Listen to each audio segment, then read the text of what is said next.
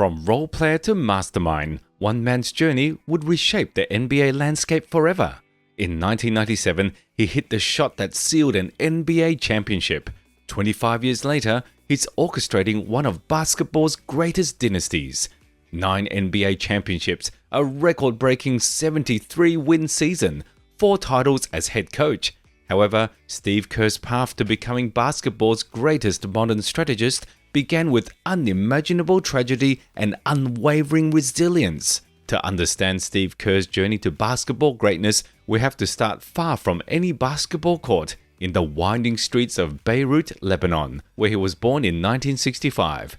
As the son of Malcolm and Ann Kerr, 2 American academics deeply invested in Middle Eastern studies, young Steve's worldview was shaped by a childhood spent between cultures, languages, and traditions. Growing up, Kerr attended Cairo American College in Egypt and the American Community School in Beirut. These were melting pots where he learned to navigate different perspectives and bridge cultural divides and skills that would later define his coaching philosophy. His father, Malcolm, wasn't just any academic. He was a visionary who believed in the power of education to transform lives. As president of the American University of Beirut, he worked tirelessly to build bridges between East and West. But on January 18, 1984, tragedy struck. Malcolm Kerr was assassinated by members of Islamic Jihad, shot twice in the back of his head outside his office. Steve was just 18, a freshman at the University of Arizona, when he received the news that would forever alter his life. "Before my father was killed, my life was impenetrable," Kerr would later say. Bad things happened to other people, but rather than let tragedy define him, Kerr found solace and purpose on the basketball court. At Arizona, Kerr's journey was anything but smooth. He wasn't heavily recruited out of high school, and a knee injury forced him to miss the entire 1986-87 season. However, it was during this period that Kerr developed the resilience and work ethic that would define his career. He spent countless hours in the gym, perfecting his shooting form, studying the game, and developing the basketball IQ that would later make him one of the sport's greatest minds. Perhaps no moment better exemplified Kerr's character than a 1988 game against Arizona State. Before the game, ASU fans cruelly chanted PLO and "Where's your father?", a reference to his father's assassination. Through tears, Kerr responded with an extraordinary performance, hitting all 6 of his 3-point attempts in the first half and leading Arizona to victory. By his senior year, Kerr had become one of college basketball's elite shooters. He set an NCAA record for 3-point percentage that stood for decades, shooting an astounding 57.3%. Alongside teammate Sean Elliott, he helped lead Arizona to their first Final Four appearance in school history. When the Phoenix Suns selected Kerr 50th overall in the 1988 NBA draft, few could have predicted his impact on the game's history. His early NBA years were a lesson in perseverance, bouncing between Phoenix, Cleveland, and Orlando, always fighting for minutes, always proving his worth. Everything changed in 1993 when he joined the Chicago Bulls. Under Phil Jackson's guidance, Kerr found his perfect role alongside Michael Jordan and Scottie Pippen. He was a reliable closer, the steady hand, the basketball intellectual who could read defenses and make the right play at the right moment. His time in Chicago wasn't without challenges. In a now famous practice incident, Jordan punched Kerr in the face during a heated scrimmage. But instead of dividing them, the incident earned Kerr Jordan's respect. He had stood up to the greatest player in the world, proving he belonged. The culmination of Kerr's Bulls career came in Game 6 of the 1997 NBA Finals. With the score tied and the clock winding down, Jordan drew the defense and passed to Kerr, who calmly sank the championship-winning shot. It was validation of every hour in the gym, every setback overcome, every obstacle faced. After Chicago, Kerr joined the San Antonio Spurs, where he would win 2 more championships under Greg Popovich. He absorbed a different style of basketball, one that emphasized systems over star power, movement over isolation, team over individual. These lessons would become the foundation of his coaching philosophy. After playing, Kerr moved to the broadcast booth, where his analytical mind and communication skills shone. As a TNT commentator, he developed a reputation for insightful analysis and strategic understanding, but more importantly, he was studying the game's evolution, preparing for his next chapter. His time as general manager of the Phoenix Suns from 2007 to 2010 provided valuable front office experience. Though not all his moves worked out, he learned crucial lessons about team building, player development, and organizational culture. When the Warriors approached Kerr in 2014, they were getting a basketball renaissance man who had seen the game from every angle: player, broadcaster, executive, and student of the game's greatest minds. What happened next would change basketball forever. When Steve Kerr took over the Golden State Warriors in 2014, he inherited a team with untapped potential. Mark Jackson had built a defensive foundation, but the offensive was stagnant, relying heavily on isolation plays. Kerr saw something different. He envisioned a revolutionary style that would transform basketball. His first major decision was radical for its time. Instead of the traditional offense built around low post play, Kerr implemented a hybrid system that merged the best elements of every winning program he'd been part of: the triangle offensive player movement from Chicago, San Antonio's spacing principles, and Phoenix's up-tempo attack.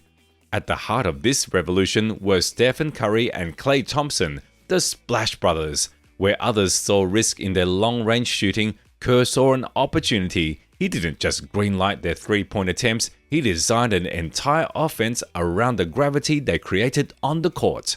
The results were immediate and stunning. The Warriors started the 2014-15 season 21-2, with Kerr becoming the first rookie head coach in NBA history to win his first 14 out of 16 games.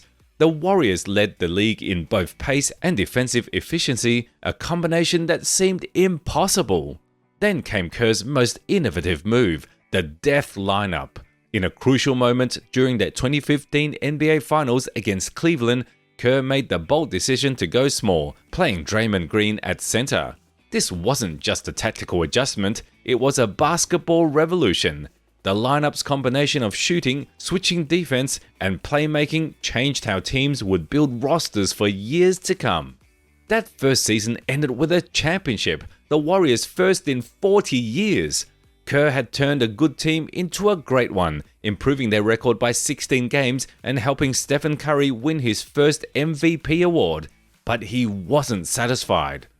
The following season, Kerr and the Warriors chased history. Despite missing the first 43 games due to complications from back surgery, Kerr's system and culture remained so strong that interim coach Luke Walton led the team to a 39-4 start. The Warriors would go on to win 73 games, breaking the record set by Kerr's 1995-96 Bulls team. When Kevin Durant joined in 2016, many wondered if Kerr could manage so many stars. His response was masterful. Rather than force Durant to conform to the system, Kerr adapted, creating a hybrid offense that maximized everyone's strengths. The result? 2 more championships in 2017 and 2018 with some of the most beautiful basketball ever played. But Kerr's genius wasn't just X's and O's. His management style, influenced by his global upbringing and personal tragedy, emphasized perspective and balance. He encouraged players to have lives outside basketball, spoke openly about social issues, and created a culture where joy was as important as winning. The dynasty faced its challenges. The 2019 Finals loss to Toronto was marked by devastating injuries to Durant and Thompson, the league worst record in 2020.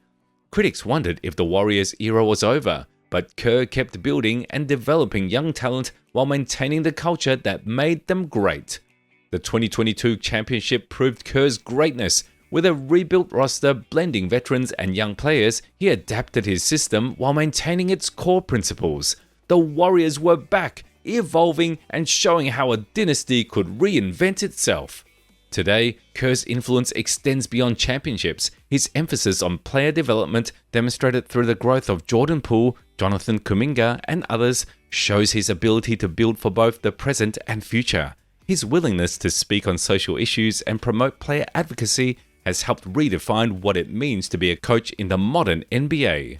The numbers tell an extraordinary story. 4 championships in 8 years, a record-breaking 73-win season, 6 NBA Finals appearances, and the highest winning percentage in playoff history for any coach. But perhaps more impressive is his innovation. The Warriors led the league in three-pointers made every year from 2015 to 2019, forever changing how basketball is played. As the Warriors continue evolving, Kerr's philosophy remains constant. Basketball excellence is built on joy, mindfulness, and competition. From tragedy in Beirut to triumph in the Bay Area, his journey embodies basketball's transformative power. He's not just coaching a team, he's shaping the future of basketball. 9 NBA championships, the most successful regular season in NBA history. A revolution in how basketball is played. Steve Kerr's legacy isn't just about winning, it's about changing the game itself. And as he continues leading the Warriors, one thing is clear. The revolution he started isn't over yet. The Warriors effect is everywhere. Teams emphasizing three-point shooting, positionless basketball, and constant movement. But what makes Kerr's achievement special isn't just the innovation, it's the sustainability.